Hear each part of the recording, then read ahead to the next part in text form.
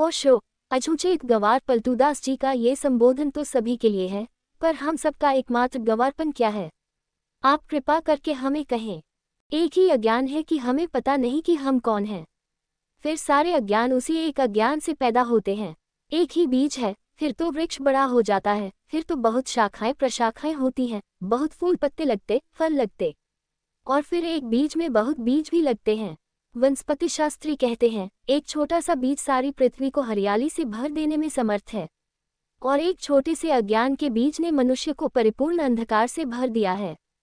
बीज है छोटा, ये बोध नहीं है कि मैं कौन हूँ, और जिसे यही बोध नहीं है कि मैं कौन हूँ, फिर वह जो भी करेगा गलत ही करेगा। जहाँ भीतर का दिया ही न जला हो, फिर तुम्हारे कृत्य के ठीक होने की कोई संभावना नहीं। और हम सब चेष्टा करते हैं कि कृत्य ठीक हो जाए। यह ऐसे ही है जैसे कोई अंधेरे में दिया तो न जलाए और ठीक ठीक चलने का अभ्यास करे, ताकि अंधेरे में मैं बिना गिरे चल सकूं, बिना टकराए चल सकूं, दीवालों से सिर न फूटे, जब चाहिए तब दरवाजा मिल जाए। काश जिंदगी थिर होती तो यह संभव हो जाता। काश ऐसा होता कि तुम एक ही मकान में सदा रहते, एक ही कक्ष में सदा रहते, तो धीरे धीरे अभ्यास हो जाता। धीरे धीरे तुम जानने लगते बिना दिए के जलाए, द्वार कहाँ है, दीवार कहाँ है। जानने लगते टेबल कहाँ रखी है, कुर्सी कहाँ रखी है। जानने लगते किस दिशा में जाएं, किस दिशा में न जाएं। तो दिए की भी जरूरत न थी। लेकिन जिंदगी रोज बदल जाती है, यह अड़चन है। ये जिंदगी का मकान परिवर्तनशील है। यहाँ एक क्षण को भी कुछ स्थिर नहीं है। यहाँ सब धारा है, यहाँ सब बह रहा है, यहाँ सब बदल रहा है। इसलिए कल तुमने जो कि तय किया था वह आज काम नहीं आता। आज जो तुम अनुभव करोगे वह कल काम में नहीं आएगा। दिया तो जलाना ही होगा। ये जिंदगी के सरित प्रवाह में केवल अभ्यास कर लेने से कृत्यों का कोई परिणाम होने वाला नहीं है, बल्कि खतरा होता है। ऐसा सोचो कि कमरा रोज बदल जाता हो, रात तुम सोए कमरा घूम जाता हो। जहाँ दरवाजा था दीवार आ जाती हो, और जहाँ दीवार हो दरवाजा आ जाता हो। कल तुमने अभ्यास कर लिया था, निश्चिंत होकर सोए थे कि अब तो सब पता हो गया, अब दोबारा सिर न टकराएगा, अब चोट न खाऊंगा, अब तो जब निकलना होगा बाहर तो निकल जाऊंगा, अब तो मैं जानता हूँ।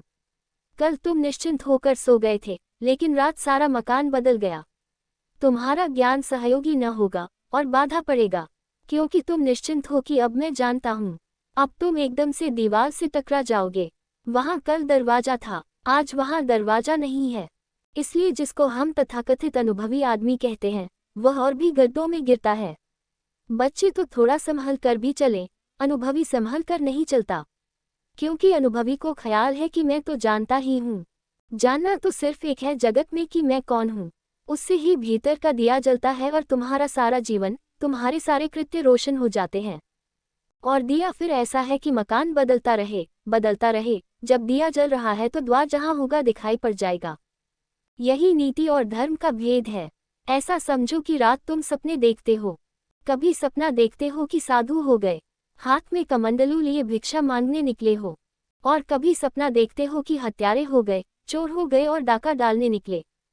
नैतिक व्यक्ति कहेगा, अच्छा सपना देखो, साधु बनो, असाधु न बनो। धार्मिक आदमी कहेगा, सपने सब सपने हैं, चाहे तुम चोर बनो सपने में और चाहे साधु बनो, क्या फर्क है। सुबह जागकर पता चलेगा दोनों झूठे थे। इसलिए धार्मिक व्यक्ति कहता है, अब जागो, सपने कब तक बदलते रहोगे। ऐसे ही हम सपने बदलते रहे हैं। एक सपने से थक जाते हैं तो विपरीत सपना देखने लगते हैं। रोज हो रहा है ऐसा। जब तक मन की इस अवस्था को तुम ठीक से ख्याल में न लोगे, जागोगे नहीं। एक आदमी बहुत भोजन करता है तो ऊब जाता है, फिर भोजन से कष्ट होने लगता है, सुख तो मिलता नहीं। बहुत करने से कष्ट होने लगता है। जब कष्ट होने लगता है तो उपवास की सोचने लगता है। एक अति से दूसरी अति पर चला। जब कष्ट बहुत होने लगा तो आदमी सोचता है उपवास कर लूं। और मेरे अनुभव में ऐसा आया कि भोजन कम करना ज्यादा कठिन है, भोजन न करना ज्यादा आसान है। मैंने अनेक लोगों को देखा, उनसे अगर कहो कि थोड़ा सम्यक भोजन करो, इतना मत करो, आधा कर दो, वे कहते हैं ये कठिन है। आप कहो तो बिल्कुल बंद कर दें।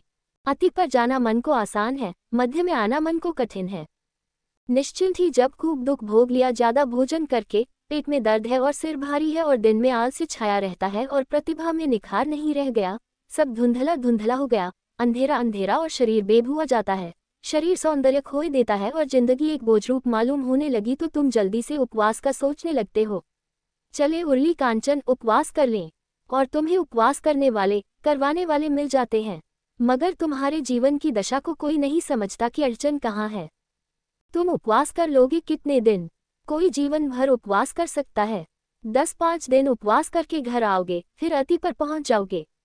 क्योंकि 10-5 दिन जब उपवास किया तो भोजन ही भोजन का सोचोगे। और करोगे क्या? उपवासी आदमी भोजन ही भोजन की सोचता है और कुछ सोचता ही नहीं। उसके चित्त में एक ही धारा बहती है, भोजन भोजन। वह बड़ी योजनाएं बनाता है। देखते हैं न जैनों के पर्युषण के बाद सोहन इधर बैठी है, उससे पूछना। वह अथई करती रही है। 8 दिन क्या सोचती रही? वह 9वें दिन की बात सोचेगी कि 9वां दिन आता है, अभी आया ही जाता है। पर्युषण जैनों के खत्म होते देखते हैं एकदम सब्जी बाजार में दाम बढ़ जाते हैं सब्जियों के। 8-10 दिन किसी तरह रोक लिया है, बलपूर्वक, हिंसात्मक ढंग से। क्योंकि हिंसा है उपवास। ज्यादा खाना तो हिंसा है ही, उपवास भी हिंसा है। ज्यादा खाने में भी तुम शरीर को सताते हो इसलिए हिंसा है, और कम खाकर भी शरीर को सताते हो इसलिए हिंसा है। सताते तुम दोनों हालत में हो। तुम्हारी दुष्टता जाती नहीं। कभी धर्म के नाम पर सताते हो, कभी अधर्म के नाम पर सताते हो, मगर सताते तुम निश्चित हो। 8-10 दिन सता लिया आशा में कि स्वर्ग मिलेगा। लोभ में किसी तरह बांधकर 8-10 दिन गुजार लिए। नीति सिखाती है क्या करो। नीति अभ्यास करवाती है शुभ का, शिव का। बुरा छोड़ो, बुरे की आदत न डालो, भले की आदत डालो। नीति आचरण को बदलवाती है और अंतस अंधेरे से ही भरा रहता है। तो आचरण तो अच्छा भी हो जाता है, तो भी क्या परिणाम होता है? बुरे आदमी उन्हीं गड्ढों में तड़प रहे हैं जिनमें भले आदमी तड़प रहे हैं। कोई फर्क नहीं है। जब मैं ये कहता हूँ तुम थोड़े चौंकोगे। तुम कहोगे बुरे आदमी कारागृह में बंद हैं और भले आदमी अपने महलों में बैठे हैं, फर्क क्यों नहीं है? ऊपर से जरूर फर्क है। उनके गड्ढे ऊपर से अलग दिखाई पड़ते हैं, लेकिन अगर गहरे में देखोगे तो अहंकार का एक ही गड्ढा है। उसमें कारागृह में बंद आदमी भी तड़प रहा है, उसमें मंदिर में बैठा हुआ पूजा करने वाला आदमी भी तड़प रहा है। गड्ढा एक है, अहंकार का गड्ढा है। गड्ढा एक है क्योंकि अंधेरा एक है। न तो बुरा आदमी जागा है, जाग जाता तो बुरा क्यों होता? और यह वचन भी मुझे तुमसे कहने दो कि न भला आदमी जागा है, अगर जाग जाता तो भला क्यों होता? तुम थोड़े चौंकोगे, क्योंकि जागा हुआ आदमी न बुरा होता न भला होता। जागा हुआ आदमी तो बस जागा होता है। जागरण भलाई के उतने ही ऊपर है जितने बुराई के। जागा हुआ आदमी न तो दुर्जन होता न सज्जन होता। जागा हुआ आदमी बुद्ध होता, प्रबुद्ध होता। बुद्ध से किसी ने पूछा है, आप कौन हैं? देखकर उनके अप्रतिम सौंदर्य को लगता है जैसे कोई देवपुरुष उतर आया है इंद्रासन से पृथ्वी पर, तो पूछा है पूछने वाले ने, आप कौन हैं? क्या आप देवता हैं? इस वनस्थली में, इस एकांत निर्जन में, इस वट वृक्ष के नीचे बैठे, क्या आप स्वर्ग से उतरे कोई देवता हैं? आपके सौंदर्य को देखकर ऐसा लगता है इस पृथ्वी के नहीं है, पार्थिव नहीं है ये सौंदर्य, आप देवता हैं। बुद्ध ने आंख खोली और कहा, नहीं, मैं देवता नहीं हूँ। उस आदमी ने पूछा, तो फिर आप किन्न हैं? देवताओं की थोड़ी नीची कोटि, जो दरबार में देवताओं के संगीतज्ञ हैं, आप वे हैं। बुद्ध ने कहा, नहीं, वह भी नहीं। तो पूछा उस आदमी ने, आप चक्रवर्ती सम्राट हैं, इस पृथ्वी के सबसे बड़े राजा हैं? बुद्ध ने कहा, नहीं, वह भी नहीं। तो आप कौन हैं? मनुष्य तो होंगे कम से कम, उस आदमी ने पूछा। और बुद्ध ने कहा कि नहीं, मनुष्य भी नहीं हूँ। तब तो वह आदमी जरूर अवाक रह गया होगा कि यह आदमी होश में है या बेहोश, पागल है। देवता नहीं, चलो न सही, चक्रवर्ती सम्राट न सही, मगर कम से कम मनुष्य, इसको भी इनकार करते हो।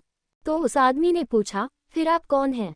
बुद्ध ने कहा, मैं बुद्ध हूँ, मैं जागा हुआ हूँ। और जागा हुआ सिर्फ जागा हुआ होता है, उसकी और कोई सीमा नहीं होती, उसकी और कोई परिभाषा नहीं होती।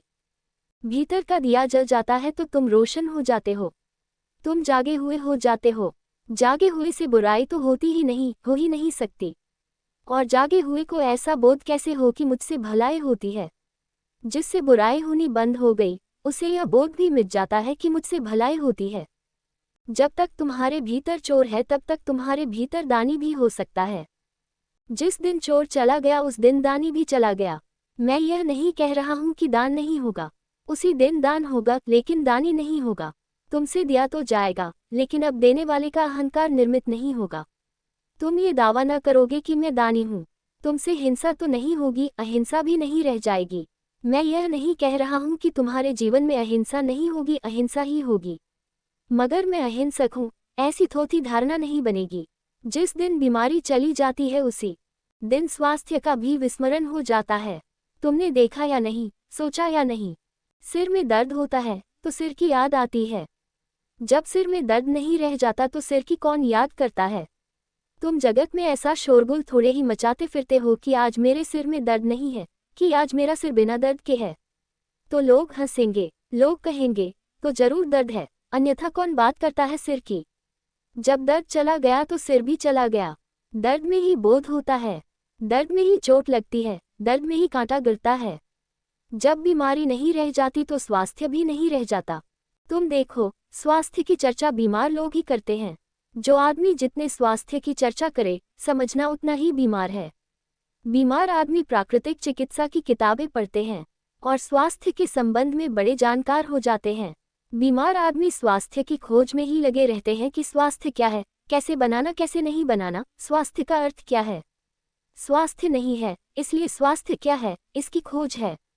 बीमारी न हो तो बीमारी की छाया, वह जो स्वास्थ्य का विचार था, वह भी खो जाएगा। परम स्वस्थ आदमी का लक्षण होता है कि उसे अपने शरीर का पता ही नहीं होता। विदेह अवस्था है परम स्वास्थ्य, उसे पता ही नहीं होता कि शरीर है। तुम्हें पता है पैर का, जब तक पैर सो नहीं गया तब तक पता नहीं चलेगा। जब पैर सो जाएगा और झुनझुनी चढ़ेगी तब पता चलेगा। पैर में कांटा लगेगा तो पैर का पता चलेगा। सिर में दर्द होगा तो सिर का पता चलेगा। संस्कृत में दुख और ज्ञान के लिए एक ही शब्द है, वेदना। वेद का अर्थ ज्ञान होता है, वेद का अर्थ जानने वाला होता है। बड़ा अनूठा शब्द है वेदना। दुनिया की किसी भाषा में ऐसा शब्द नहीं है। संस्कृत के पास कुछ शब्द हैं जो दुनिया की किसी भाषा में नहीं है, हो नहीं सकते, क्योंकि जिन्होंने वे शब्द निर्मित किए उन्होंने बड़ी अनुभूति से उन्हें रचा है। वेदना का अर्थ होता है जानना और वेदना का अर्थ होता है दुख। जब दुख होता है तभी ज्ञान बनता है, दुख का ही ज्ञान होता है। इसलिए वेदना के दो अर्थ हैं, बड़े भिन्न अर्थ हैं। दोनों में कोई संबंध नहीं दिखाई पड़ता, कहाँ ज्ञान और कहाँ दुख। लेकिन दुख के अतिरिक्त कोई ज्ञान ही नहीं है। जब दुख चला गया तो ज्ञान भी चला गया। तब एक परम शांति, एक निर्मल शांति, जहाँ न दुर्जन है, न सज्जन, न पापी है, न पुण्यात्मा, न नास्तिक है, न आस्तिक। हिंसा गई, अहिंसा गई, नीति गई, अनीति गई, झूठ गया, सच गया। वे द्वंद्व गए, निर्द्वंद हुए। इस निर्द्वंद दशा का नाम धर्म है। नीति द्वंद्व में चुनाव करवाती है, कहती है हिंसा छोड़ो, अहिंसा करो, झूठ छोड़ो, सच करो, चोरी न करो, दान करो, घृणा न करो, प्रेम करो। नीति कृत्य सिखाती है, ठीक कृत्य सिखाती है। धर्म कृत्य की बात ही नहीं है। धर्म को आचरण से कुछ लेना देना नहीं है। धर्म अपूर्व क्रांति है। धर्म कहता है सिर्फ भीतर का दिया जले, फिर सब हो जाएगा, अपने से हो जाएगा, अपने से ही हो जाता है, फिर तुम्हें कुछ करना नहीं पड़ता। इसलिए परम ज्ञानियों ने तुम्हें जीवन और आचरण के नियम नहीं दिए, उन्होंने तो सिर्फ कैसे भीतर का दिया जल जाए इसकी प्रक्रिया दी। प्रक्रिया का नाम ही ध्यान है। तुम पूछते हो कि क्या है हमारा मौलिक गंवारपन, क्यों कहते हैं पलटू अझूम चेत गंवार, अब जाग। चेत शब्द को समझो। चेत का अर्थ जागना भी होता है, चेत का अर्थ चेतना भी होता है। चेत का अर्थ होता है सावधान। खूब सो लिए, आंख खोलो, जागो। काफी सो लिए, अब तक सोए ही रहे। कभी बुराई में सोए, कभी भलाई में सोए। जिसकी काम वासना पीड़ित है उसे रास्ते पर पुरुष नहीं दिखाई पड़ेंगे, स्त्रियां दिखाई पड़ेंगी। उसे पुरुष छूट ही जाएंगे, पुरुषों को वह मद्देनजर कर जाएगा। वे गुजरेंगे जरूर, लेकिन उनकी कोई छाप न बनेगी। लेकिन जिसकी काम वासना तृप्त है उसे स्त्री पुरुषों से कोई भेद नहीं पड़ेगा। और जो काम वासना के पार जा चुका है उसे तो ये भी भेद करना मुश्किल हो जाएगा कि कौन स्त्री है, कौन पुरुष है। स्त्री पुरुष का भेद तुम तभी तक करते हो जब तक तुम्हारे भीतर तलाश है, तुम्हारे भीतर वासना प्रदीप्त है। नहीं तो कौन चिंता करता है। तुमने ख्याल किया, तुम वही देखते हो जो तुम खोज रहे हो। तो पलटू तो कहते हैं कि भागवत धन की लूट हो रही है, ये सामने ढेरी लगी है, लूट सको तो लूट लो। खड़े खड़े क्या देख रहे हो, पलटू कहते हैं। लेकिन जो खड़े खड़े देख रहा है उसको वहां धन दिखाई नहीं पड़ रहा, उसे वहाँ कुछ भी दिखाई नहीं पड़ रहा है। या ये भी हो सकता है कि जो लूट रहे हैं वे उसे पागल मालूम होते हों, क्योंकि जब उसे धन नहीं दिखाई पड़ता और ये टूटे पड़ रहे हैं तो पागल ही तो मालूम होंगे। ये किस चीज़ पर टूटे पड़ रहे हैं? यहाँ कुछ भी तो नहीं है। उसे लगेगा ये सब मन की कल्पना के जाल में पड़ गए हैं। ऐसा ही तो होता है। तुम यहाँ बैठे हो, जो लोग यहाँ नहीं हैं वे तुम्हें पागल समझते हैं। वे पागल समझेंगे ही। वे कहेंगे, किन कल्पनाओं में पड़े हो? अरे यथार्थ जगत को देखो। किस सम्मोहन में उलझ गए हो? किसकी बातों में उलझ गए हो? ये सब बातें हैं, इनमें मत उलझ जाना, नहीं तो घर गृहस्थी खराब हो जाएगी। बाल बच्चों को देखो, पत्नी को देखो, परिवार को देखो, अपने कर्तव्य का ध्यान रखो। यथार्थ को देखो। ये किन बातों में पड़े हो? इतना समय दुकान पर लगाओ, बाजार में लगाओ, कुछ कमाओ। कमाई हाथ में आएगी तो कुछ काम आएगी। ये धर्म चर्चा, तत्व चर्चा, ये किस काम में आएगी? इसकी रोटी बनाओगे कि कपड़े बनाओगे कि इससे छप्पर बनाओगे? इससे बच्चों का पेट नहीं भरेगा और न पत्नी के लिए साड़ी खरीद सकोगे। किस झंझट में पड़ गए हो? लोग तुम्हें समझाते हैं, लोग तुम्हें कहते होंगे, अभी भी लौट आओ, अभी ज्यादा नहीं गए हो, नहीं तो फिर पीछे लौटना मुश्किल हो जाएगा। कहीं ज्यादा मत उतर जाना इसमें, होश हवास न खो देना। औरों ने खो दिया है। उनकी बात भी ठीक तो है, उनकी तरफ से ठीक ही है। अब यहाँ लोग मेरे पास आए हैं, दूर दूर से आए हैं। कोई जापान से है, कोई जर्मनी से है, कोई ईरान से है, कोई इथोपिया से है, कोई अमेरिका से है, कोई स्वीडन से आया है, कोई इंग्लैंड से है, कोई इटली से है। दूर दूर से लोग आए हैं। करीब करीब जमीन के हर तरफ से लोग यहाँ मौजूद हैं, सिर्फ चीन और रूस को छोड़कर, क्योंकि वहाँ से आ नहीं सकते। लेकिन मेरे पड़ोसी भी हैं यहाँ पूना में, वे नहीं आए हैं। वे समझते हैं ये सब पागल हो गए हैं, इनका दिमाग खराब हो गया है। और उनकी बात में भी सच्चाई है, उनकी तरफ से सच्चाई है। उनको यहाँ कुछ दिखाई नहीं पड़ता, यहाँ धन लुट ही नहीं रहा है। धन तो वे कमा रहे हैं। तुम तो यहाँ बैठे बैठे धीरे धीरे निर्धन हो जाओगे। तुम्हें लग रहा है कि तुम धन लूट रहे हो, तो एक बात समझो, धन और धन भी तो देखना पड़ता है। जिन्हें बाहर की वस्तुओं में धन दिखाई पड़ता है, उन्हें भीतर की वस्तुओं में धन नहीं दिखाई पड़ता। जिन्हें भीतर की वस्तुओं में धन दिखाई पड़ जाता है, उन्हें बाहर की वस्तुओं में धन नहीं दिखाई पड़ता। इसलिए जब जैन उपवास करते हैं तो मंदिर में रहते हैं ज़्यादा समय, क्योंकि वहाँ आसानी पड़ती है। वहाँ और भी उन्हीं जैसे दुष्ट अपने को सताए हुए बैठे हैं। उनको देखकर राहत मिलती है कि हम कोई अकेले नहीं हैं। नाव में और बुद्ध भी सवार हैं। अकेले होने में आदमी को शंका होने लगती है, संदेह होने लगता है कि पता नहीं मैं ये क्या कर रहा हूँ। उपवासी आदमी को रेस्तरां में जाकर बिठा दो तो उसे बड़ी अड़चन होगी, क्योंकि सब लोग भोजन कर रहे हैं, गुलछे उड़ा रहे हैं, चर्चा कर रहे हैं।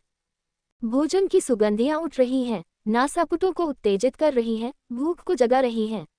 उपवासी आदमी रेस्तरां में जाकर नहीं बैठता, मंदिर जाता है। वहाँ भोजन से दुनिया बिल्कुल दूर है। वहाँ न भोजन की गंध उठती है, न कोई भोजन करता है, न कोई भोजन लाता है। और जितने बैठे हैं वे भी ऐसे उदास, मुर्दा, वे भी ऐसे ही अपने को सताए हुए। वहाँ आसानी है। फिर वहाँ धर्म चर्चा चल रही है। धर्म चर्चा का कुल अर्थ इतना होता है कि यहाँ तुम जो कर रहे हो, इसका बड़ा फल तुम्हें स्वर्ग में मिलेगा, मोक्ष मिलेगा, परम धाम मिलेगा। वहाँ परम ऐश्वर्य, सुख ही सुख, कल्प वृक्ष। तो बैठा उपवासी आदमी सोचता है कि थोड़े दिन की बात और है, फिर तो कल्प वृक्ष के नीचे बैठेंगे और जो भी चाहिए वह प्राप्त कर लेंगे, जैसा चाहिए, जब चाहिए उसी क्षण मिलेगा। ऐसे किसी दिन 10-5 दिन धर्म चर्चा सुनकर लोभ का विस्तार करके गुजार दिए, फिर इसके बाद तुम एकदम भोजन पर टूटते हो। वह जो 10 दिन का उपवास है, उसका बदला लोगे न? उसका बदला कहाँ जाएगा? वह तो लेना ही पड़ेगा। अब मन 10 दिन भूखा रह रह कर उब गया। अब मन कहता है, ठीक से खा लो, अब तो ठीक से खा लो, अब 2-4 दिन तो बिल्कुल स्वतंत्रता दे दो। तो जितना उपवास में वजन गिरता है, उसके 5-7 दिन के भीतर उतना वजन वापस बढ़ जाता है। थोड़ा ज़्यादा ही बढ़ जाएगा, क्योंकि उपवास भूख को भी जगह देता है और शरीर को राजी कर देता है ज़्यादा पचाने के लिए। तो शरीर झपट्टा मार देता है, जल्दी पचाने लगता है, जल्दी खाने लगता है। पाचक रस जल्दी छूटते हैं, ज़्यादा छूटते हैं। तो तुम देखोगे उपवास में वजन गिर जाएगा। 2-4 दिन में वजन फिर उतना ही हो जाएगा, थोड़ा ज़्यादा भले हो जाए, कम तो नहीं होने वाला। फिर तुम सोचने लगोगे कुछ महीनों के बाद उपवास कर लें। ऐसा मनुष्य का द्वंद्व है। स्त्रियों के पीछे भागते भागते परेशान हो गए, एक दिन तय करते हो अब स्त्रियों को छोड़कर जंगल में भाग जाएं, ये स्त्री नरक का द्वार है। या पुरुषों के पीछे बहुत ज्यादा सिर फोड़ाफाड़ी हो गई है, सब देख लिया संसार, कुछ रस नहीं पाया, अब सोचते हैं कि अब छोड़ छाड़ दे, इस सब से हट जाएं। मगर एक अति से दूसरी अति, तो नीति तुम्हें एक अति से दूसरी अति पर ले जाती है। क्रांति नहीं हो पाती। अति से मुक्ति में क्रांति है, मध्य में खड़े हो जाने में क्रांति है, संतुलन में क्रांति है, सम्यकत्व क्रांति है। सम्यकत्व शब्द को समझो, उसका मतलब है समतुल, ठीक बीच में आ गए, जैसे तराजू के दोनों पलड़े बराबर हो जाते हैं और कांटा बीच में आ जाता है। न इधर झुके न उधर झुके, न संसार में झुके और न मोक्ष में झुके, मध्य में खड़े हो गए। वही तो पलटू ने कल कहा कि इड़ा पिंगला मेरे दो पलड़े हो गए, दोनों को सतनाम की डंडी से संभाल लिया है। जैसे जैसे तुम्हारे भीतर बोध बढ़े, वैसे वैसे तुम्हारे भीतर संतुलन आता है, तुम्हारे भीतर द्वंद्व कम हो जाता है। यह निर्धग दशा का नाम ही अद्वैत है। एक ही भूल है कि तुम्हारा दिया जला हुआ नहीं है। आचरण को सुधारने में बहुत चिंता मत लगाओ, और ध्यान रखना, मैं यह नहीं कह रहा हूँ कि आचरण को बिगाड़ने में चिंता लगाओ। जब मैं सुधारने तक को दो कौड़ी का मानता हूँ तो बिगाड़ने को कैसे मूल्य दे सकूंगा। मैं कहता हूँ आचरण से दृष्टि को बदलो, ज्ञ बदलो, अंतर्मुखी बनो। भीतर अंधेरा है, इसको कैसे रोशन करें, यहाँ कैसे प्रकाश प्रगटे, कैसे उजाला हो।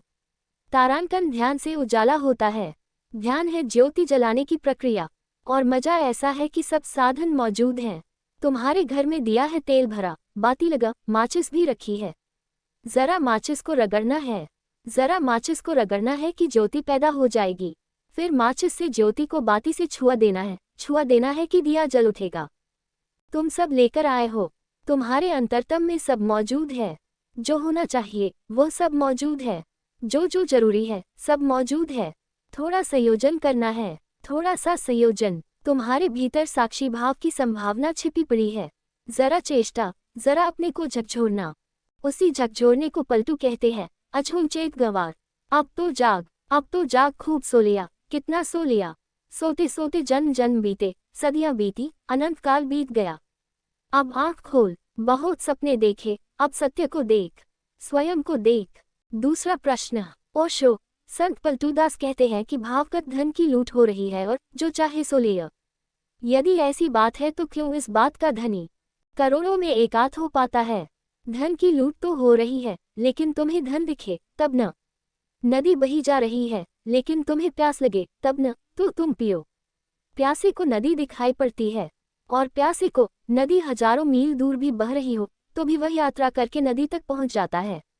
और गैर प्यासे के सामने, घर के सामने से बहती हो गंगा तो भी दिखाई नहीं पड़ती। ख्याल रखना, तुम्हें वही दिखाई पड़ता है जिसकी तुम खोज कर रहे हो। जिसे तुम देखने निकले हो वही दिखाई पड़ता है। कहते हैं, चमार जब रास्ते पर चलते लोगों को देखता है तो उसे सिर्फ लोगों के जूते दिखाई पड़ते हैं, सिर्फ जूते दिखाई पड़ते हैं। जूते ही खोजने चला है, जूतों से हिसाब लगाता रहता है। जूता देखकर पहचान लेता है चमार, करीब करीब तुम्हारे जूते से तुम्हारी पूरी आत्मकथा पहचान लेता है। जूते की खस्ता हालत बता देती है कि शायद हार गए चुनाव में इस बार। जूते पर चमक, दर्पण जैसी चमक दिखा देती है कि मालूम होता है जीत गए। जूते की चमक बता देती है कि जेब गर्म है कि ठंडी। जूते की हालत बता देती है कि बुलाए, तुम्हारे साथ मेहनत करे कि गुजर जाने दे। जूते की हालत बता देती है कि भैया गुजर ही जाओ तो अच्छा है, कहीं और ही चले जाओ तो अच्छा है, यहाँ न लौट आना, नहीं तो उधारी करोगे। चमार जूते को देखता है, चमार जूता देखने को ही बैठा है, उसकी नज़र वहाँ लगी है। दर्जी तुम्हारे कपड़े देखता है, दर्जी तुम्हें नहीं देखता, उसे तुम्हारे कपड़े ही दिखाई पड़ते हैं। तुम जो खोजने निकले हो वही तुम्हें दिखाई पड़ता है। इस सत्य को खूब गहराई में पकड़ो। वही रास्ता, वही सड़क, वही बाजार, तुम अलग अलग बार निकले हो और तुम्हें अलग अलग दुकानें वहाँ दिखाई पड़ी हैं। तुमने कभी सोचा, जीवन के छोटे छोटे तथ्यों पर विचार करो और वहाँ से बड़े तथ्यों की पकड़ आएगी। जब तुम भूखे होते हो तो भोजनालय और रेस्तरां और होटल यही दिखाई पड़ते हैं। उपवास करके एक दिन जाओ बाजार में और तुम पाओगे, अरे इतने रेस्तरां हैं यहाँ, इतनी होटलें, इतनी दुकानों पर भोजन बिक रहा है। ये तुम्हें कभी ख्याल में न आया था। तुम भरे पेट निकले थे, ख्याल में आने का कोई कारण न था। फिर एक दिन भरे पेट जाओ, फिर वे दिखाई न पड़ेंगे। तुम भी ऐसा सोचते हो, इसलिए मैं तुमसे कह रहा हूँ। सोचना, तुम सदा ऐसा सोचते हो कोई और सुख पा रहा है। शहर में रहने वाला सोचता है गांव में रहने वाले लोग बड़े सुखी हैं। गांव वाले से तो पूछो कभी। गांव वाला लाख कोशिश कर रहा है कि कैसे शहर पहुंच जाए। बम्बदिया सोचता है कि कैसे गांव पहुंच जाए और गांव वाला सोचता है कैसे बम्बदिया हो जाए। गांव वाले की एक ही आशा लगी है कभी बम्बई पहुंच जाए। और बम्बई वाला सोचता रहता है, कविताएं भी पढ़ता है। वे बम्बई ही लिखते हैं। वे कविताएं भी बम्बई में रहने वाले लोग लिखते हैं, गांव की सौंदर्य की, गांव की प्रकृति की, गांव के निसर्ग की। गांव वाँव जाते नहीं वे। कौन रोक रहा है तुम्हें गांव जाने से? मैं दिल्ली में था और एक हिंदी के बड़े कवि मुझे मिलने आए। उन्होंने एक कविता सुनाई, गांव की बड़ी प्रशंसा। मैंने उनसे पूछा, कविता तो ठीक है मगर एक सवाल पूछें, नाराज तो ना होगे? उन्होंने कहा कि नहीं। वे सोचे कि शायद मैं कविता के संबंध में कुछ पूछ रहा हूँ। मैंने कहा, तुम्हें रोकता कौन है? दिल्ली में तुमसे कह कौन रहा है कि तुम रहो? कोई दिल्ली तुम्हारे पीछे पड़ी है। तुम गांव जाते क्यों नहीं? वे तो जरा चौंके। 10-5 और लोग बैठे इसका उत्तर क्या दें थे। वे जरा बेचैन भी हो गए। ... रोकता कौन है तुम्हें? अभी निकल जाओ, टिकट की दिक्कत है। तो मैं जिनके घर में ठहरा था, मैंने उनको कहा कि टिकट का इंतजाम कर दें। इनको अब जाने दें। न पत्नी है, न बच्चे हैं। दिल्ली में भी घर द्वार नहीं है, होटल में रहते हैं। काहे परेशान हो? कौन से गांव जाना है? मैंने उनसे पूछा। उन्होंने कहा, आप भी खूब हैं, क्या मुझे भेज ही देंगे? मैंने कहा, किस गांव की यह तस्वीर तुमने उतारी है? कहने लगे, ये किसी गांव की नहीं, ये तो गांव मात्र की है। मैंने कहा, फिर भी तो कोई गांव, ये कहीं है जमीन पर, वहां तुम्हें भेज दें और तुम दोबारा लौट कर दिल्ली मत आना। उन्होंने कहा कि यह तो कविता है, आप भी इसको बड़ी गंभीरता से ले रहे हैं। मैं तो समझा कि इतनी तुमने मेहनत की है, रात देर तक जगे होगे, कविता लिखी है, जोड़ तोड़ किया, शब्द बनाए तो कुछ मतलब की होगी। कौन रोकता है? लेकिन ये गांव जाते नहीं। ये गांव से ही आए हैं और इनको भली भांति पता है कि गांव का सौंदर्य कैसा है। अभी बरसा के दिन है तो कीचड़ ही कबाड़ है वहाँ, और मच्छर हैं, और खटमल हैं, और 1000 तरह की बीमारियां हैं, और भूखमरी है, और यह सब प्रकृति और सौंदर्य, ये सब बकवास शहर में बैठे आदमी को सूझ रही है। लेकिन तुम जहाँ नहीं हो वहाँ सौंदर्य दिखाई पड़ता है, वहाँ घट रही है असली बात। तुम जहाँ हो, कुछ परमात्मा ऐसा नाराज है कि वहीं भर नहीं घटती, और सब जगह घटती है। हर दूसरे की शक्ल तुम्हें हंसती हुई मालूम पड़ती है, और तुम भी भली भांति जानते हो कि तुम जब घर से निकलते हो तो आईना में देख दाख कर, चेहरा बना बनूकर तुम भी मुस्कुराते निकलते हो। फिर भी तुम्हारी अक्ल में नहीं आता कि ऐसे ही सभी मुस्कुराते निकलते हैं घर से। ये धोखा है, कोई मुस्कुरा नहीं रहा है, ये सब रो रहे हैं। ये भीतर के आंसुओं को छिपा लेने की तरकीब है। यह आवरण है, यह मुस्कुराहट, क्योंकि रोना जरा अभद्र होगा, और कौन अपनी बेइज्जती करता है? रास्ते पर खड़े होकर रोना, कौन अपनी दीनता दिखाए? शर्मा रहे हैं अपने रोने से, तो मुस्कुराहट पोत कर निकले हैं। छिपा ली है झुर्रियां जीवन की पावड में, लाली में लगाकर। किसी तरह छिपा लिए हैं अपनी आंखों के अंधेरे सुरमा काजल में। किसी तरह बंधन कर बाहर आ गए हैं। इनको देखकर दूसरे मुहेंगे और सोचेंगे, गजब, तो यह आदमी ने पा लिया मालूम होता है, यह आदमी ऐसी मस्ती से चला जा रहा है। इससे तो पूछो, इसके भीतर तो झांको, और इसके भीतर झांकने की कोई जरूरत नहीं, तुम अपने भीतर झांको, तुम भी तो यही कर रहे हो। बुद्ध ने अपना राजमहल छोड़ा तो उनके सारथी ने, जब उन्हें छोड़ने गया जंगल में, उसने उनके पैर पकड़ लिए सारथी ने। बूढ़ा सारथी, बचपन से बुद्ध को रथ पर घुमाया है, बचपन से बुद्ध को बढ़ते हुए देखा है। उसका भी बेटे जैसा लगाव है बुद्ध से। उसने बुद्ध के पैर पकड़ लिए और कहा कि यह क्या कर रहे हो, ये जंगल में कहाँ जा रहे हो? इस महल को छोड़कर, इस संगमरमरी महल को छोड़कर, उस सुंदर यशोधरा को, तुम्हारी पत्नी को छोड़कर, उस नए नए पैदा हुए बेटे राहुल को छोड़कर, अपने बूढ़े बाप को छोड़कर, तुम जा कहाँ रहे हो? तुम बूढ़े बाप के हाथ की लकड़ी हो, और यह सुंदर महल और यह सारा वैभव जंगल में मिलेगा क्या? तुम मुझसे पूछो, मुझ बूढ़े से पूछो। मैं जंगलों में खूब भटका हूँ, वहाँ कुछ भी नहीं है, और दुनिया तो महलों की तरफ जाना चाहती है। तुम्हारा दिमाग ठीक है, तुम महल से छोड़कर जा रहे हो। कौन नहीं जो राजा न होना चाहे, और तुम राजा होना तुम्हारे हाथ में है और छोड़कर जा रहे हो।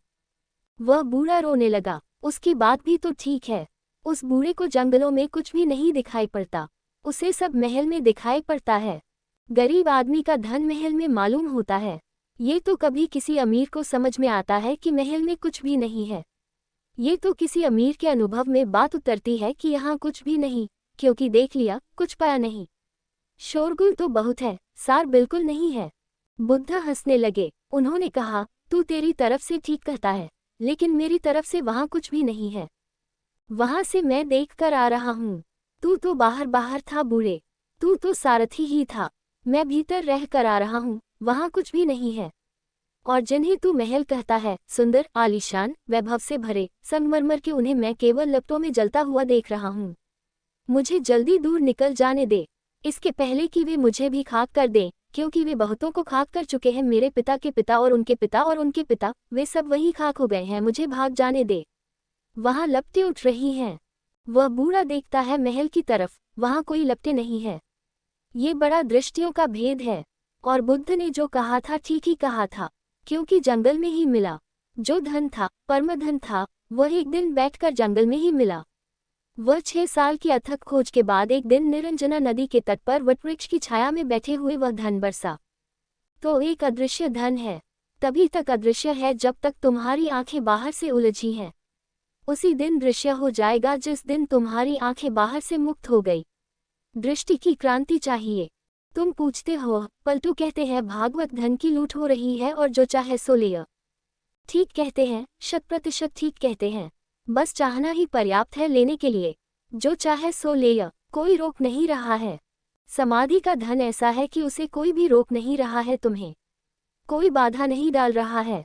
मगर बड़ा मजा है। जिस धन पर बड़ी बाधाएं हैं, जो तुम्हें मिलना एकदम आसान नहीं है, उस पर तुम टूटे पड़ रहे हो। और जो मिल भी गया अगर, तो भी कुछ मिलेगा नहीं, उस पर तुम टूटे पड़ रहे हो, उस पर लूट मची है।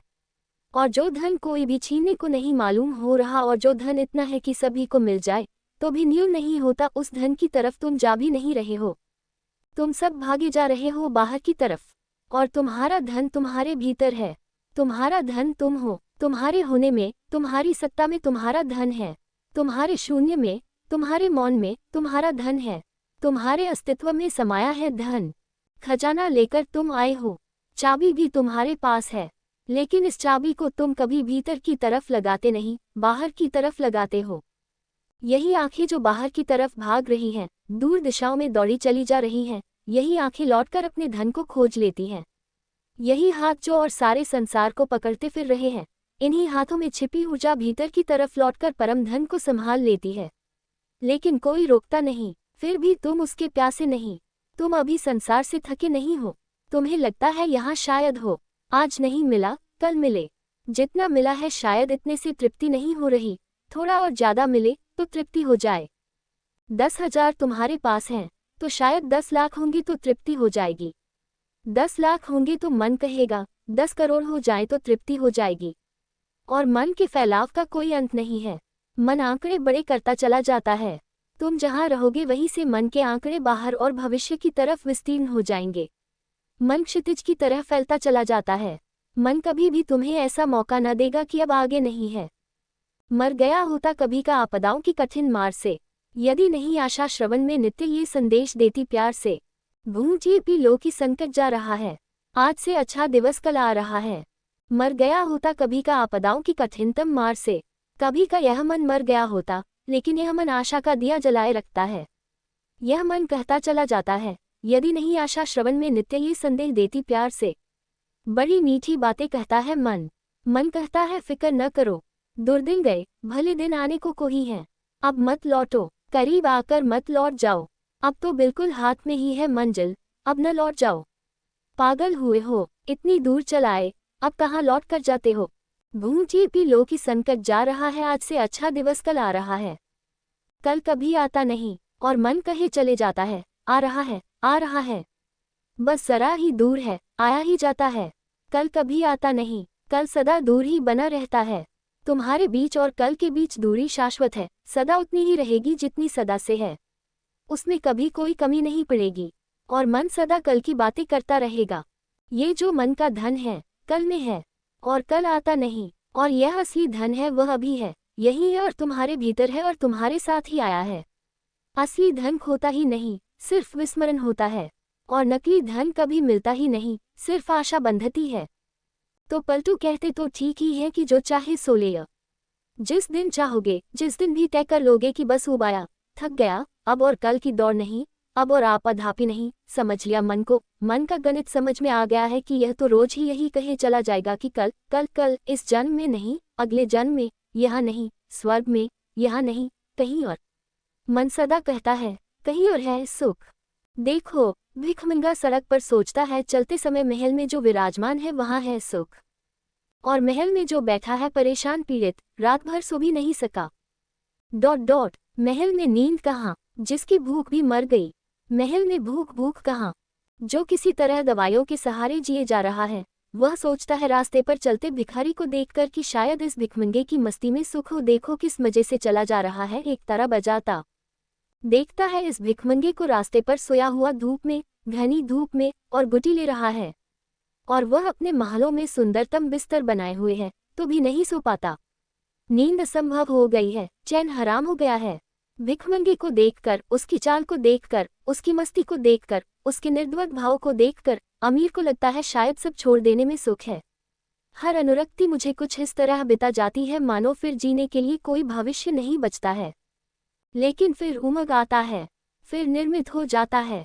जरा देर के लिए तुम उदास हो जाते हो, जरा देर के लिए थक जाते हो, रात सो लेते हो, सुबह फिर उमंग से भर जाते हो। फिर दौड़ धूप, फिर संसार, फिर फैलाव, फिर कल्पना के जाल।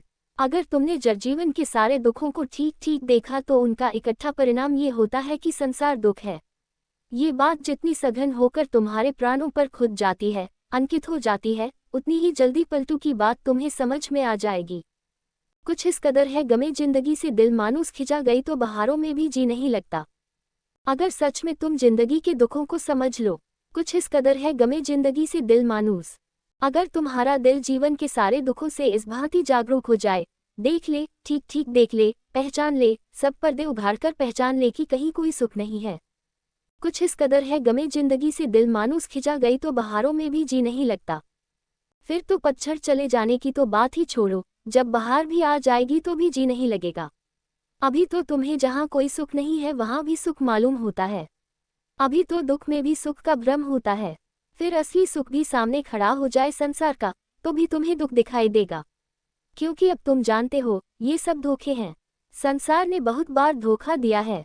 ये भ्रामक जाल है, यह मृग मरीचिका है। ऐसा तुम्हें दिखाई पड़े और कोई कारण नहीं कि क्यों दिखाई न पड़े। अगर तुम देखना चाहो तो अभी दिखाई पड़े, यही दिखाई पड़े। मैं कुछ ऐसी बात नहीं कह रहा हूं कि तुम सोचना, कल विचारना, देखना। तुम जिए हो, काफी जी लिए हो, सब अनुभव दोहर चुके हैं। अनुभव कितने थोड़े हैं, जरा सोचो तो। दो चार बातें आदमी दोहराता रहता है। वही क्रोध कितनी बार कर चुके, 1000 बार कर चुके, लाख बार कर चुके, अब कब तुम्हें अनुभव होगा। वही राग कितनी बार कर चुके, वही मोह, वही ईर्ष्या, वही मत्सर, वही अहंकार। मामला तो कुछ है ना गिना, उंगलियों पर गिना जा सके इतना है। कुछ बड़े गणित की जरूरत नहीं है, उसी को हम दोहराते रहते हैं। 1 महीने की डायरी तो रखो, 30 दिन की डायरी रखो, और तुम पाओगे तुमने करीब करीब सब दोहरा लिया जो जिंदगी में दोहरता है। दुखी हुए, नाराज हुए, परेशान हुए, पीड़ित हुए, अपमानित हुए, दम घिरा, मोह पकड़ा, राग में पड़े, सब हो गया। 1 महीने में सब दोहर जाएगा। फिर तुम्हें नया करने को और क्या बचा। फिर इसी को तुम कितनी ही बार दोहराते रहो, फिर तुम ग्रामोफोन के टूटे हुए रिकॉर्ड हो जाओगे। फिर वही लकीर दोहरती रहेगी, दोहरती रहेगी। पुनरुक्ति है जीवन, इसलिए तो हमने चाक से उसकी उपमा दी है। इस देश ने जीवन को अगर चक्का कहा है, चक्र कहा है, तो इसीलिए कि चाक घूमता रहता है। पुनरुक्ति है वही, फिर वही, फिर वही। नया क्या है, नया कहाँ है, कुछ भी नया नहीं है। फिर तुम कैसे इसे पकड़े हो, तुम देखते ही नहीं। तुम अनुभव से कुछ निचोड़ते नहीं। अनुभव के निचोड़ का नाम बोध है। हम दूसरे को धोखा देते हैं और इस कारण सारी दुनिया हमें धीरखा दे रही है। तुम जो कर रहे हो वही दूसरे लोग भी कर रहे हैं। कोई यहाँ सुखी नहीं है, क्योंकि सुख तो भीतर जाने से मिलता है। यहाँ कोई भीतर जाता नहीं मालूम पड़ता है। सबकी ऊर्जा बाहर बही जा रही है, धन पद में, प्रतिष्ठा में। दिल्ली चलो, सभी दिल्ली जा रहे हैं। किसी तरह चलो, दिल्ली के करीब ही पहुँच जाओ, न पहुँचे दिल्ली भी तो कहीं तो रास्ते में करीब पहुँच गए, जितने करीब पहुँच गए उतना ही सुख मिल जाएगा। अपने भीतर आने से कोई सुख को उपलब्ध होता है, तब चेहरों पर मुस्कुराहट पोतनी नहीं पड़ती, तब एक दीप्ति होती है सहज भीतर से उठती, तब एक शांति होती है जिसके लिए कोई आयोजन नहीं करना होता। जागो तो रहती है, सो जाओ तो रहती है, उठो तो रहती है, बैठो तो रहती है, बोलो तो, चुप रहो तो, तब एक आनंद की लहर 24 घंटे बनी रहती है, जिसको पलटू ने कहा कि आठों पहर तुरा बजता है। वह बजता ही रहता है भीतर का संगीत, उसे बजाना थोड़े ही पड़ता है, वह बज ही रहा है। तुम्हारे भीतर इस क्षण भी बज रहा है। लूट सके तो लूट, मगर लूटने में बाधा क्या है? कोई बाधा नहीं सिवाय इसके कि तुम भीतर जाते नहीं, तुम बाहर भागे जा रहे हो, तुम अपने से कोसों दूर खड़े हो, तुम अपने से ऐसे भागे हो जैसे कोई अपने दुश्मन से भाग गया हो, तुम अपने से ऐसे भागे हो जैसे कोई मौत से भाग गया हो। तुम अपने पास ही नहीं आते, तुम दूर दूर चक्कर मार रहे हो, तुम चांद तारों पर घूम रहे हो, लेकिन कभी घर नहीं लौटते। तुम्हारा घर, तुम्हारे घर का मार्ग जन्मों जन्मों से न चलने के कारण तुम्हें बिल्कुल अपरिचित हो गया है। इसलिए कोई गुरु चाहिए कि जो तुम्हें घर के मार्ग को फिर से याद दिला दे। सारा धर्म घर वापस लौट आने की यात्रा है, ये पुनः वापसी है। महावीर ने इसको प्रतिक्रमण कहा है। आक्रमण तुम कर रहे हो अभी, आक्रमण का अर्थ है वहाँ है सुख, जाऊंगा कब्जा कर लूंगा। प्रतिक्रमण का अर्थ है लौट आना, वापस लौट आना। वहाँ नहीं है सुख, यहाँ है सुख, मैं हूँ सुख, अपने में लौट आऊंगा। पलटू कहते हैं इतनी ही भर जरूरत है कि तुम चाहो, पर चाह कैसे पैदा हो? चाह तभी पैदा होगी जब तुम अपनी बाहर चाह की घनीभूत पीड़ा को देखो। तुम क्या कर रहे हो? जैसे ही बाहर की असलियत तुम्हें दिखाई पड़ने लगेगी, और कोई कारण नहीं है कि क्यों दिखाई न पड़े। तुम देखना नहीं चाहते, देखते नहीं, देखने से बचते हो। प्रत्येक अनिश्चय से कुछ नष्ट होता हूँ, प्रत्येक निषेध से कुछ खाली, प्रत्येक नए परिचय के बाद दूना अपरिचित, प्रत्येक इच्छा के बाद नई तरह से पीड़ित, हर अनिर्दिष्ट चरण निर्दिष्ट के समीपतर पड़ता है। हर आसक्ति के बाद मन उदासियों से घिरता है। जागो और जरा देखो, हर अनुरक्ति मुझे कुछ इस तरह बिता जाती है, मानो फिर जीने के लिए कोई भविष्य नहीं बचता है। कितनी बार तुमने वे ही सुख जाने जिनको तुम अभी भी चाहने की आकांक्षा से भरे हो, फिर मिला क्या? थोड़ा परखो, थोड़ा कसो। एक स्त्री के, सुंदर स्त्री के प्रेम में पड़ गए थे कि सुंदर पुरुष के प्रेम में पड़ गए, फिर मिल गई सुंदर स्त्री, फिर क्या हुआ? एक बार लौट कर देखो, विश्लेषण करो, फिर हुआ क्या? कहाँ खो गया सौंदर्य, कहाँ खो गई सुंदर स्त्री, कहाँ खो गया प्रेम? हाथ में राख रह गई, अंगार भी तो नहीं, और अब फिर तुम योजना बना रहे हो। मुल्ला नसरुद्दीन की पत्नी मर गई तो उसके एक मित्र ने 3-4 दिन बाद पूछा कि मुल्ला बहुत दुखी मालूम पड़ते हो, तुम्हारे दुख को देखकर तो ऐसा लगता है कि अब तुम दोबारा विवाह नहीं करोगे। मुल्ला ने कहा क्षमा करें, मेरे जीवन भर का अनुभव ये है कि अनुभव पर सदा आशा की विजय हो जाती है। अनुभव पर आशा की विजय। मित्र ठीक ही कर रहा था, लेकिन मुल्ला जीवन का एक गहरा अनुभव बता रहा है। वह कह रहा है कि अनुभव पर आशा की विजय हो जाती है। इस पत्नी के साथ सिवाय दुख के और कुछ भी नहीं जाना, तुम जानते, मैं भी जानता, लेकिन पता नहीं किसी दूसरी स्त्री के साथ सुख मिलना बदा हो। अनुभव पर आशा की विजय। और ऐसा भी नहीं है कि एकाध बार ऐसा हुआ हो, हर बार ऐसा हुआ। तुम अनुरक्त थे एक भवन में, एक मकान के खरीद लेने में, फिर तुमने बड़ी मेहनत की, वर्षों श्रम उठाया, धन कमाया, चोरी चपाटी बेईमानी की, धोखाधड़ी की, सब जालसाजियां सी, किसी तरह उस मकान को पाने में समर्थ हो गए। फिर क्या हुआ? मिला सुख, पहुंचे किसी आनंद में, कोई मग्नता बरसी, कोई फूल खिले, फिर खाली के खाली, फिर राख के राख, फिर सोचने लगे कि कोई दूसरा मकान। ऐसे तुम जीवन के हर अनुभव से गुजरे हो, बहुत बार गुजरे हो, लेकिन तुम अनुभव से सीखते ही नहीं। अनुभव पर आशा की विजय हो जाती है। अगर अनुभव से सीखो तो ये तुम्हें दिखाई पड़ेगा। प्रत्येक निषेध से कुछ खाली, अनिश्चय से कुछ नष्ट होता हूँ, प्रत्येक नए परिचय के बाद दूना अपरिचित। अपनी पत्नी से अपरिचित हो या नहीं, यह मुझे सोचकर कहो। सोचना अपने भीतर। परिचय बनाने चले थे, सोचा था कि विवाह करके इससे परिचित हो जाएंगे, मगर परिचय हुआ। 30-30 साल तक लोग पति पत्नी की तरह रहे हैं और अपरिचित, और जरा भी एक दूसरे को पहचानते नहीं, और जरा भी दोनों के बीच सामंजस्य नहीं उठ सका है, संगीत नहीं उठ सका है, दोनों के सुरताल मिले नहीं। परिचय कहाँ? जितने दिन साथ रहोगे उतने अपरिचित हो जाते हो। प्रत्येक निषेध से कुछ खाली, प्रत्येक नए परिचय के बाद दूना अपरिचित, प्रत्येक इच्छा के बाद नई तरह से पीड़ित। देखा नहीं कितनी इच्छाएं तुम भर लेते हो, भरते ही नई पीड़ा शुरू हो जाती है। इधर पुरानी इच्छा पूरी नहीं हुई कि नई इच्छाओं के अंकुर निकल आते हैं। ये होता ही रहेगा, ये होता ही रहा है। इसी को हम आवागमन का चक्र कहते हैं। इसी को हम कहते हैं 84 करोड़ योनियों में भटकना। हर अनिर्दिष्ट चरण निर्दिष्ट के समीपतर पड़ता है। हर आसक्ति के बाद मन उदासियों से घिरता है। कितनी बार प्रेम में पड़े और कितनी बार हाथ खाली के खाली रहे। कितनी बार समझा कि हीरा है और जब उठाया तो पत्थर पाया। मगर अब भी जब चमकदार पत्थर दिखाई पड़ेगा फिर तुम हीरे का भ्रम खा लोगे।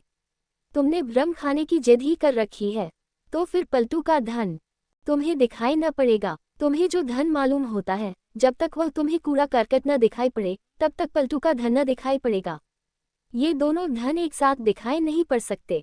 अगर तुम्हें दुनिया में धन दिखाई पड़ रहा है तो आत्मा में धन नहीं दिखाई पड़ेगा। दुनियावी भाषा का धन आत्मा की भाषा के धन से बिल्कुल विपरीत है। और जिस दिन तुम्हें दुनिया में कोई धन न दिखाई पड़ेगा उस दिन देर नहीं है, फिर एक क्षण में लौटना हो जाता है। तुम्हें भीतर का धन दिखाई पड़ने लगेगा। मनुष्य का मौलिक गंवारपन। तुम एक ही ट्रेन में भी नहीं हो, क्योंकि बाहर जाने वाली यात्रा एक ही ट्रेन में हो भी नहीं सकती है। यहाँ इतनी ट्रेनें जा रही हैं, तुम कैसे चूको? सभी को भोग लेना चाहते हो तो आंख कहीं चढ़ गई, कान कहीं चढ़ गए, हृदय कहीं बैठा, सिर कहीं बैठा, एक पैर कहीं, एक अंग कहीं, ऐसे तुम खंड खंड हो गए। ऐसे आदमी बिखर जाता है, छितर जाता है टुकड़ों टुकड़ों में। यही तो संताप है, यही तो चिंता है। इनमें द्वंद्व हो जाता है। एक पूरब जा रहा है, एक दक्षिण जा रहा है। अनेक घोड़ों पर सवार हो गए, अब फांसी लगी। अब बड़ी अड़चन होती है, क्योंकि तुम एक हो और तुम अनेक घोड़ों पर कैसे सवार हो सकोगे? क्योंकि होगे तो झंझट में पड़ोगे, टूटोगे, विक्षिप्तता आएगी। जितनी मनुष्य की वासनाएं बढ़ती जाती है उतनी ही विक्षिप्तता आती जाती है, उतना जीवन का संगीत शून्य हो जाता है, बेसुरापन हो जाता है, भीतर की तालबद्धता टूट जाती है। वह एक तारा फिर नहीं बचता। वह एक तारा है। फकीर के हाथ में तुमने एक तारा देखा ना? वह बहुत तारों वाली वीणा नहीं बजाता। बहुत तारों वाली वीणा तो संसार में ले जाती है। फकीर तो एक तारा बजाता है, उसमें एक तार है। वह दशम द्वार की खबर देता है। वह तो एक को ही याद करता है। वह बहुत से प्रेम नहीं करता, वह एक को प्रेम करता है। इसलिए पलटू ने कहा पतिव्रता। भक्त तो पतिव्रता होता है। उसने तो एक को पकड़ लिया, उसने सबको छोड़ दिया और एक साधे, सब सधे, सब साधे, सब जाए। संसार में जाने वाला आदमी धीरे धीरे सब खो देता है, स्वयं में जाने वाला सब पा लेता है। तुम अपनी हालत देखो। मैं जो कह रहा हूँ केवल तथ्य की बात कह रहा हूँ। न तो यह कोई काव्य है, न ये कोई दर्शन शास्त्र है। यहाँ सिद्धांतों में कोई रस ही नहीं है। मैं तुम्हें कोई शास्त्र नहीं समझा रहा हूँ। मैं तुम्हें सिर्फ इतना कह रहा हूँ, जरा अपने जीवन के पन्नों को गौर से पलटकर देखो। मैं तुम्हें गीता पढ़ने की सलाह नहीं देता, न वेद पढ़ने की, न कुरान पढ़ने की। वह तुम समझोगे नहीं। जिसने जीवन के जीवन शास्त्र को न समझा वह कैसे वेद पढ़े, कैसे कुरान पढ़े? जो जीवन की अपनी कहानी को भी नहीं निचोड़ पा रहा है, वह मोहम्मद के वचनों से क्या पाएगा? वह कृष्ण के वचनों से क्या पाएगा? जीवंत परमात्मा तुम्हें चारों तरफ से घेरे खड़ा है और उसकी तुम्हें याद नहीं आ रही। तुम मुर्दा किताबों में उसे कैसे खोज पाओगे? हाँ, यहाँ खोज लो तो वहाँ भी मिल जाएगा। इसलिए मैं कहता हूँ, जीवन में पहले पढ़ लो तो फिर वेद पढ़ लेना, फिर बुद्ध की वाणी पढ़ लेना, फिर जिन वाणी पढ़ लेना, वहाँ भी पालोगे। यहाँ जो मिल गया तो वहाँ तो मिल ही जाएगा, यहाँ न मिला तो कहीं भी नहीं मिल सकता है। मैं तुम्हें इस केवल तथ्य के प्रति जागने को कहता हूँ, और तुम्हारे पास तथ्य है, और तुम्हारे पास जागने की क्षमता भी है, होश भी है तुम्हारे पास और तथ्यों का जमाव भी है। अब क्यों बैठे हो? निचोड़ क्यों नहीं लेते? थोड़ा इत्र निचोड़ो। इसलिए कोई रुकावट नहीं है, फिर भी करोड़ों में कोई एकाध इस धन का धनी हो पाता है। होना चाहिए सभी को, होने के हकदार है सभी, सभी की मालकियत है, ये जन्मसिद्ध अधिकार है। नहीं, ठीक होगा कहना स्वरूप सिद्ध अधिकार है, सबका अधिकार है, ये सबकी मालकियत है। फिर भी तुम्हारी मर्जी। तुम इतने मालिक हो कि गुलाम बने रहना चाहो तो बने रह सकते हो। तुम इतने स्वतंत्र हो कि तुम गुलाम रहने को भी स्वतंत्र हो। तुम्हारी स्वतंत्रता असीम है, तुम्हारी स्वतंत्रता पूर्ण है। तुम चाहो तो भटकने के लिए भी स्वतंत्र हो। ये तुम्हारे हाथ में है। जब तक तुम भटकना चाहो भटकते रहोगे। जिस दिन तुम तय करोगे लौट चलना है, लौट आओगे। तुमने महाभारत की प्रसिद्ध कथा सुनी है। पांडव जंगल में भटक गए हैं, पानी नहीं मिला है, एक झील पर खोजने गए हैं। पहला भाई गया, लेकिन झील पर झुकता ही था पानी भरने को कि कोई यक्ष ने वृक्ष से आवाज दी कि रुक, पहले मेरे प्रश्न का उत्तर दे दे। अगर मेरे प्रश्न का उत्तर बिना दिए तूने पानी भरने की कोशिश की तो यहीं गिर पड़ेगा और मर जाएगा। क्या प्रश्न है? और उस यक्ष ने कहा कि अगर मेरे प्रश्न का गलत उत्तर दिया तो भी पानी न भर सकेगा, नहीं तो मर जाएगा। ठीक उत्तर देगा तो ही पानी भर सकेगा। यह मेरे जीवन मरण का प्रश्न है। उस यक्ष ने कहा, मैं तब तक इसी वृक्ष पर कैद रहूंगा जब तक मुझे ठीक उत्तर नहीं मिल जाता। इसलिए मैं किसी को पानी भी नहीं पीने दूंगा जब तक मुझे ठीक उत्तर कोई दे न दे। नहीं तो मेरी जिंदगी यही बंधी है, जन्मों से मैं यही अटका हूँ। क्या प्रश्न है? पूछा। फिर उसने प्रश्न कई पूछे। उनमें पहला प्रश्न बड़ा अद्भुत है, बड़ा सीधा सरल और बड़ा कठिन भी। पहला प्रश्न यही कि आदमी के संबंध में सबसे ज्यादा आश्चर्य की बात क्या है? कुछ उत्तर दिया होगा, वह सही उत्तर नहीं था। फिर भी पानी भरने की कोशिश की तो पहला भाई मुर्दा होकर गिर पड़ा। ऐसे 4 भाई आए और मुर्दा होकर गिर पड़े, एक के बाद एक। फिर युधिष्ठिर अंत में आए। चारों भाई गए और लौटते नहीं और सांझ हुई जाती है, क्या हुआ? पहुंचे तो उस यक्ष ने फिर कहा, चारों की लाशें पड़ी हैं। उस यक्ष ने कहा, मेरे प्रश्नों का उत्तर चाहिए।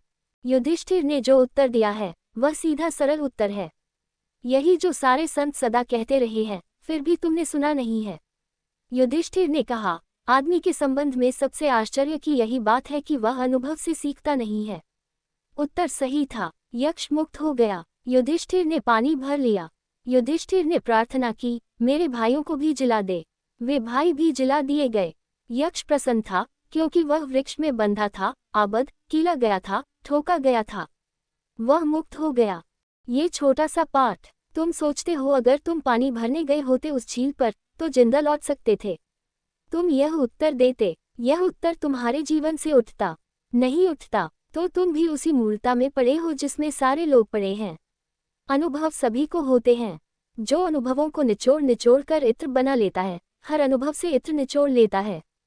ख्याल करना, फूल हैं, तुम फूलों को इकट्ठा न कर सकोगे। फूल तो आए और गए, सुबह थे, सांझ न रहे, अभी हैं, अभी कुम्हला जाएंगे। फूलों को कोई संभाल कर नहीं रख सकता। तिजोरी में बंद भी कर लोगे तो सड़ जाएंगे, राख रह जाएगी कुछ दिन बाद। सुगंध तो नहीं बचेगी, दुर्गंध हो सकती है, लेकिन फूलों को बचाने का एक उपाय है, इत्र निचोड़ लो, उनका सार निचोड़ लो, उनकी गंध निचोड़ लो। फूल तो मर जाएंगे लेकिन इत्र सदियों तक रह सकता है, इत्र शाश्वत हो सकता है। ऐसे ही अनुभव के फूल हैं। आज क्रोध किया, यह एक फूल है, इसमें से निचोड़ लो कुछ बोध, कुछ काम की बात, कुछ सार की बात। इसको ऐसे ही मत जाने दो। आज प्रेम किया, इसमें से निचोड़ लो कुछ काम की बात, एक फूल खिला। आज अपमानित हुए, नाराज हो गए, मूर्छित हो गए, अनाप शनाप बकने लगे, अनर्गल व्यवहार किया, विक्षिप्तता प्रकट की, ये फूल है, निचोड़ लो कुछ। ऐसे रोज रोज हर अनुभव के फूल से अगर निचोड़ते गए तो बोध का इत्र इकट्ठा होता है, तो बुद्धिमान होता है आदमी। बुद्धिमान आदमी शास्त्रों से नहीं होता। बुद्धिमानी जीवन के शास्त्र को अनुभव करने से आती है, और सबको ये शास्त्र मिला है। ये जीवन सबके पास एक जैसा है, गरीब के पास, अमीर के पास, ग्रामीण के पास, शहरी के पास, पढ़े लिखे के पास, गैर पढ़े लिखे के पास। सबके पास एक सा जीवन है, क्योंकि जीवन के अनुभव एक से हैं। पर बहुत थोड़े से लोग इसमें से इत्र निचोड़ते हैं। जो इत्र निचोड़ते हैं उनको पलटू की बात जंच जाएगी, समझ में आ जाएगी। इत्र निचोड़ निचोड़ कर तुम पाओगे कि बाहर के जीवन के किसी अनुभव में कोई सुख नहीं है, दुख ही दुख है, खालिस दुख है। इसलिए बुद्ध ने कहा है, जन्म दुख है, जरा दुख है, मृत्यु दुख है, जीवन की पूरी कथा दुख है। जीवन में दुख छिपा है, ऊपर ऊपर सुख के आभूषण हैं, भीतर भीतर दुख के घाव हैं। ऊपर ऊपर सुख के सुंदर वस्त्र हैं, भीतर भीतर बड़ी अंधेरी रात है। जिस दिन ऐसा दिखाई पड़ जाता है कि बाहर दुख मात्र है, जिस दिन ऐसी प्रतीति होती है कि बाहर दुख मात्र है, फिर कहाँ जाओगे? फिर तो बाहर जाने को कोई जगह न रही, फिर तो एक ही जगह बची, भीतर ही जा सकते हो। पलटू ने कल कहा न कि 10वें द्वार पर बैठा हूँ। 9 द्वार, आँख, कान, नाक, मुंह, जन्नेंद्रियां, ये सब 9 छेद है आदमी के शरीर में। तुम्हारे सारे तथाकथित सुख इन्हीं 9 छेदों से भीतर आते हैं। सुगंध आती है नाक से, संगीत आता है कान से, सौंदर्य आता आँख से। ऐसा, और इन्हीं 9 छिद्रों से तुम जगत में जाते हो, बाहर जाते हो। एक सुंदर स्त्री को देखा, चले बाहर, आँख से ही देखा, दूर जाते देखा, लेकिन तुम चल पड़े उसके पीछे। फिर तुम अपनी पत्नी के साथ चल रहे हो, लेकिन हो नहीं वहाँ। पत्नी तत्क्षण पहचान लेती है कि आप चल पड़े, आप कहीं निकल गए दूर। पत्नियों को धोखा देना भी मुश्किल है। पत्नी जानती है, वो पूछने लगती है कि कहाँ चले गए, क्या मामला है। तुम यहाँ नहीं मालूम होते, और ऐसा भी नहीं है कि तुम आंख बचाओ तो बच सकते हो। तुम आंख बचाओ तो भी चले गए। आंख बचाने का मतलब ही यह है। एक स्त्री सुंदर जाती थी, तुमने नहीं देखने की कोशिश की, मगर अब इससे क्या होगा, नहीं देखने की कोशिश में ही चले गए। भीतर तो उठाया, आंख से तुम बाहर बह गए। रूप, ये 9 छेद हैं, और एक 10वां छेद है, दशम द्वार, उसको ज्ञानियों ने कहा है। वह 10वां छेद भीतर की तरफ जाता है, 9 छेद बाहर की तरफ। संसार के पक्ष में तो 9 मार्ग हैं, इसलिए लोग संसार में सुगमता से चलते हैं। रास्तों पर रास्ते हैं, ये चूके तो दूसरा है, दूसरा चूके तो तीसरा। यहाँ कई पटरियाँ इकट्ठी दौड़ी हैं, यहाँ 9 पटरियों इकट्ठी दौड़ रही हैं।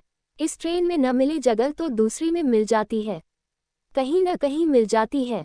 लोग दौड़ते रहते हैं, कोई संगीत का दीवाना है, कोई रूप का दीवाना है, कोई काम का दीवाना है, कोई धन का दीवाना, दीवाने ही दीवाने हैं। और हर एक ने अपनी अपनी पटरी पकड़ ली है। भीतर जाने का मार्ग सिर्फ एक है, एकमात्र है। उसे ध्यान कहो, भक्ति कहो, या जो भी नाम देना हो। होश भीतर जाने का मार्ग है। सुरती, वह एक ही है। 9 मार्गों से जाओगे तो 3-13 हो जाओगे, हो ही जाओगे, क्योंकि 9 मार्गों पर भागना पड़ेगा। बिखर जाओगे, खन खन में टूट जाओगे। एक हिस्सा इस पटरी पर दौड़ेगा, दूसरा हिस्सा दूसरी पटरी पर दौड़ेगा। एक हाथ एक ट्रेन में चढ़ गया, एक पैर दूसरी ट्रेन में चढ़ गया। ऐसी हालत है आदि की, खंड खंड, टुकड़े टुकड़े, अंग भंग। तुम पूरे पूरे एक ट्रेन में भी कहाँ बैठे हो, क्योंकि जो धन की ट्रेन में बैठा है, वह पद की ट्रेन में भी बैठा है। वह सोचता है, धन कमाकर चुनाव में लड़ लेंगे। जो पद की ट्रेन में बैठा है, वह सोचता है, एक दफा दिल्ली पहुंच जाएं तो सारी सुंदर स्त्रियों को इकट्ठा कर लेंगे। फिर क्या अड़चन है, फिर कौन रोकने वाला है। मनुष्य का मौलिक मन। बुद्ध एक नदी के किनारे से गुजरते हैं। कुछ बच्चे खेल रहे हैं, उन्होंने रेत के घर बनाए हैं, और वे लड़ रहे हैं आपस में। कोई कहता है, मेरा है, वह कहता है, ये तेरा है, दूर रख। अपने मकान को मेरे मकान के करीब मत ला। उन्होंने अपने अपने रेत के मकान के चारों तरफ रेखाएं खींच रखी हैं कि यह मेरा आंगन, यह मेरा बगीचा, यह मेरी सीमा है। इस सीमा के भीतर कोई ना आए। उन्होंने अपने अपने नाम लिख रखे हैं अपनी अपनी सीमा के सामने, अपनी अपनी तख्तियां लगा रखी हैं। और फिर भी बच्चे तो है ही, कभी भूल से किसी का पैर किसी के मकान में लग गया, और रेत के मकान हैं, वे गिर जाते हैं। वे गिर गए तो मारपीट हो जाती है। एक बच्चे का पैर किसी के मकान पर पड़ गया तो वह बच्चा उसकी छाती पर चढ़ बैठा और उसने बाकी को भी कहा कि भाइयों तुम भी आओ और इसको दुरुस्त करो, इसको राह पर लगाओ। बाकी भी आ गए। न्याय का सवाल है, दूसरे के मकान पर कब्जा कर लिया है, दूसरे का मकान गिरा दिया है, और उनको भी तो अपने मकान बचाने हैं। ऐसे आदमी के खिलाफ उनको भी लड़ना ही पड़ेगा। उन सब ने मिलकर उसकी खूब मरम्मत की। यही तो हम करते हैं। कोई चोर तुम्हारे घर में घुस गया तो तुम थोड़े ही अकेले लड़ोगे, पड़ोसी भी आ जाते हैं, क्योंकि उनको भी अपनी तिजोरियां बचानी हैं। कोई तुम्हारी ही तिजोरी का थोड़े ही सवाल है। ऐसे चोर अगर चोरी करने लगे तो कल उनकी तिजोरियों को भी खतरा है। कल के खतरे को देखकर वे आज इसकी अच्छी मरम्मत कर देते हैं। किसी का जेब कट जाए तो जिन जिन के पास जेब है, वे सब जेब कतरे को पकड़ने में संलग्न हो जाते हैं, क्योंकि ये संभावित खतरा उनके लिए भी है। उन सब बच्चों ने मिलकर उसकी खूब कुटाई की, दंड दिया। यही तो तुम्हारी अपराध और तुम्हारी दंड की व्यवस्था है। तुम्हारे कानून, तुम्हारी अदालतें क्या है, तुम्हारे नियम, तुम्हारे मजिस्ट्रेट, तुम्हारी पुलिस क्या है, जिन जिन को खतरा है। ऐसे दिन भर खेल चलता रहा। फिर सांझ हो गई। किसी ने आकर, नौकर ने आकर नदी के किनारे जोर से आवाज दी कि बच्चों, अब घर चलो, तुम्हारी माताएं तुम्हारी राह देख रही हैं। अब सूरज भी ढल गया है।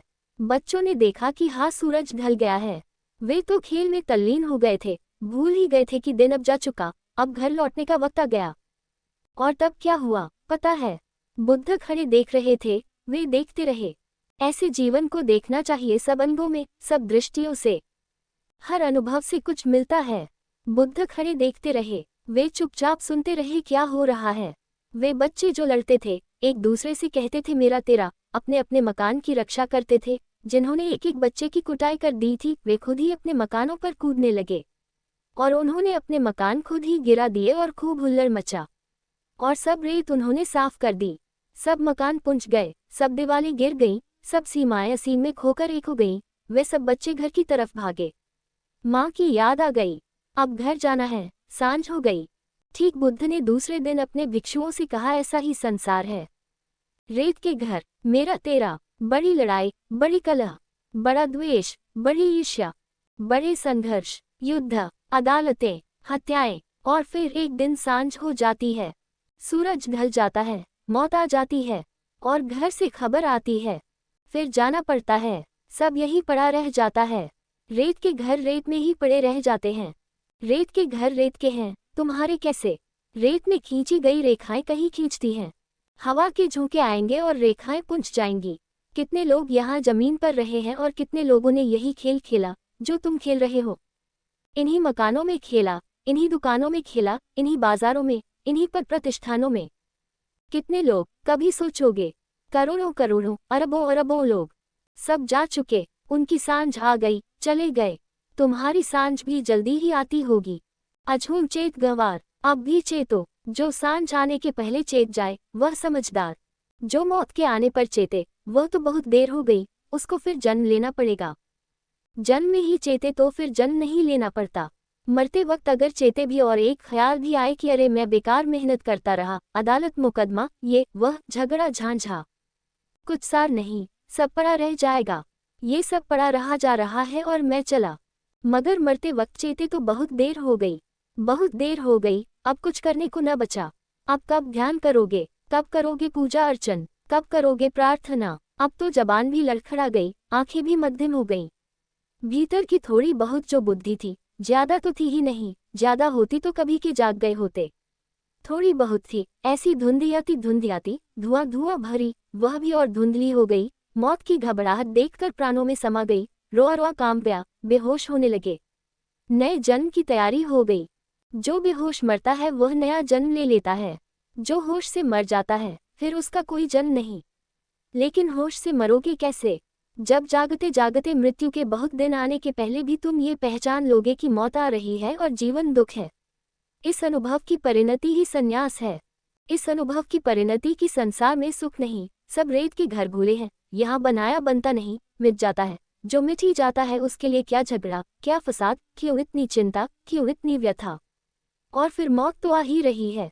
जो छीन ही लेगी मौत, उसको हम भी क्यों पकड़ें? जो मौत छीन लेगी उसे हम ही क्यों न छोड़ दें, पकड़ क्यों न छोड़ दें? और ध्यान रखना, जब मैं कहता हूँ हम क्यों न छोड़ दें, तो मैं यह नहीं कह रहा हूँ कि तुम दुकान छोड़कर भाग जाओ।